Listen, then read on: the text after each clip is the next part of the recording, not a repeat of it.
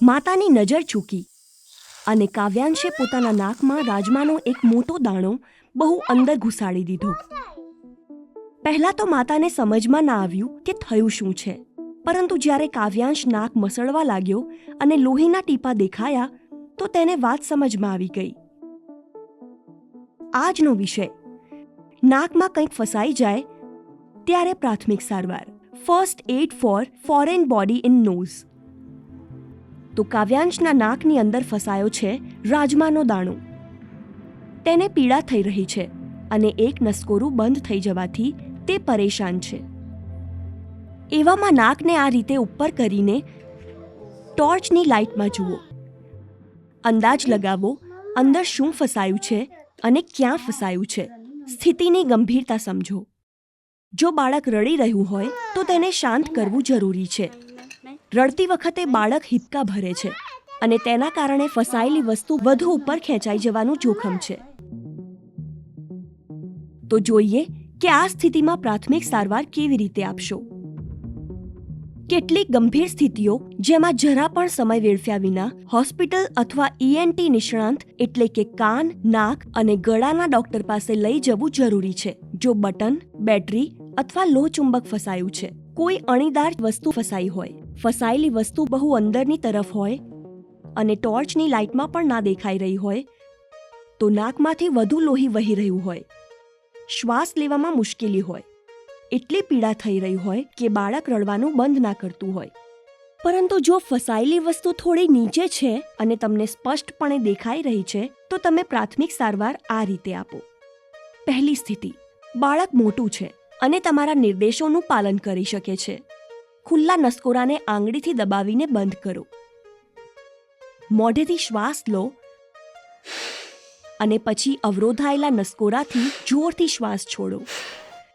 શ્વાસના ધક્કાથી ઘણીવાર વસ્તુ નીકળી જાય છે અથવા નીચે આવી જાય છે. ફસાયેલી વસ્તુ બહાર નથી નીકળતી તો ડોક્ટર પાસે લઈ જાઓ. બીજી રીત, ચીપિયાની મદદ વડે. ચીપિયાથી કોશિશ ફક્ત ત્યારે જ કરો જ્યારે વસ્તુ સ્પષ્ટપણે દેખાઈ રહી હોય અને સરળતાથી પકડી શકાય તેમ હોય. જો તમને થોડો પણ ખચકાટ થાય છે તો કોશિશ ના કરો. તેના કારણે હજી વધુ નુકસાન થઈ શકે છે. બહાર કાઢ્યા પછી એ તપાસો કે કોઈ ભાગ અંદર રહી તો નથી ગયો. જો લોહી વહી રહ્યું છે તો તેને સાફ કરો. પછી નાકને આ રીતે દબાવીને લોહી વહેતું રોકો. અંદર કોઈ પણ એન્ટીબાયોટિક ઓઇન્ટમેન્ટ લગાવી દો. ઓઇન્ટમેન્ટ લગાવવા માટે તેને પહેલા નાકની અંદર લગાવો, પછી બહારથી નાકને દબાવીને તેને ફેલાવી દો. કોઈ પણ નાની અથવા અણીદાર વસ્તુને પોતાની જાતે કાઢવાનો પ્રયાસ ક્યારેય ના કરો. આમાં વસ્તુ વધુ ઉપર સરકી જવાથી નુકસાન થવાની સંભાવના છે. જો બાળક નાનું છે તો નાકમાં ફસાયેલી વસ્તુ કાઢવાની રીત છે માતાનું ચુંબન. આમાં માતા પિતા ફસાયેલી વસ્તુ કાઢવાનો પ્રયાસ કરે છે. તે માટે નાકના ખુલ્લા નસકોરાને દબાવીને બંધ કરો.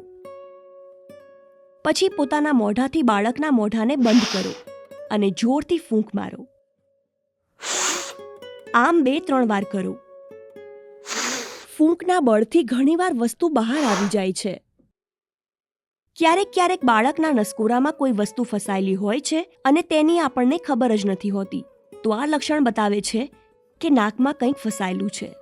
નાકમાંથી દુર્ગંધ મારતો સ્ત્રાવ, નાકમાંથી લોહી, નાકમાં દુખાવો અથવા શ્વાસ લેવામાં મુશ્કેલી. શ્વાસ લેતી વખતે સીટીનો અવાજ આવવો પણ નાકમાં કંઈક ફસાયું હોવાનું લક્ષણ છે. આમાંના કોઈ પણ લક્ષણ હોય તો નાકને તપાસો અને બાળકને ડોક્ટર પાસે લઈ જાઓ. સુરક્ષા અને નિવારણ દુર્ઘટનાઓથી બચાવે છે. બાળકોને સમજાવો કે પોતાના નાકમાં કંઈ પણ ના નાખે. નાની વસ્તુઓ જે બાળક નાકમાં નાખી શકે છે તેને બાળકથી દૂર રાખો. પ્રાથમિક સારવાર શીખો, સાવચેત રહો.